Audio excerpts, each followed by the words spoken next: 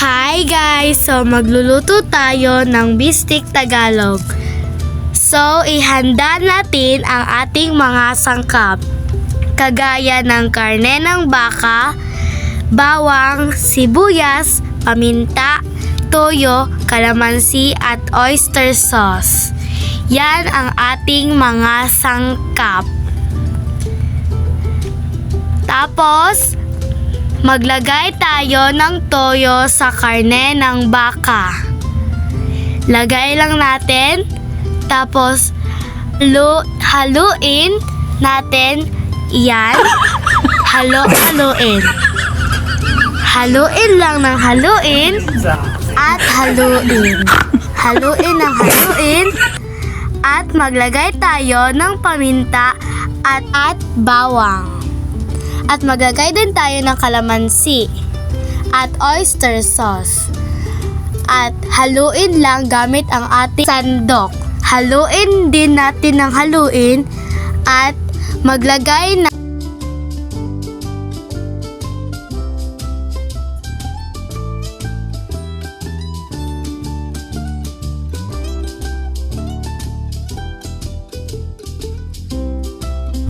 Tapos, iset aside natin sa isang plato ang white onion. At ilagay lang natin nang ilagay doon sa plato.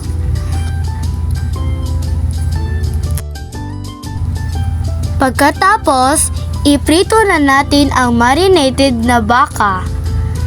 Ilagay lang natin yon lahat.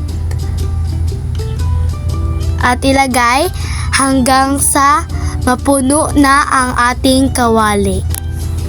Ilagay lang natin na ilagay dyan at habang yung iba naiinit na. Lagay lang natin, lagay lang dyan at lagay lang, lagay. Tapos, at tanggalin na natin yung mga sabaw.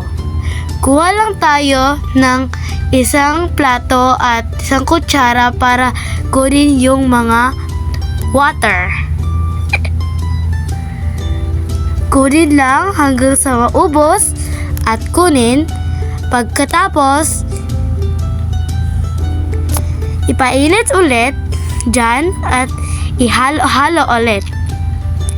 Pagkatapos na pinagmarinatan. At pagkatapos ilagay doon, takripan at buksan at haluin.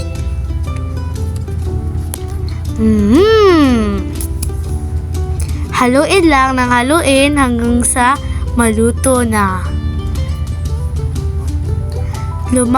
Lumambot na. At ilagay na din natin yung white onion na niprito natin kanina. Ihaluin na haluin at haluin. At pagkatapos, takpan at buksan. Tapos, yan na! Luto na!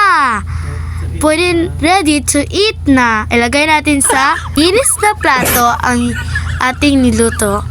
At pwede nang tikman!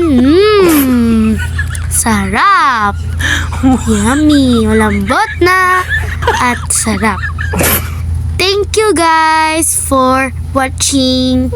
Bye-bye!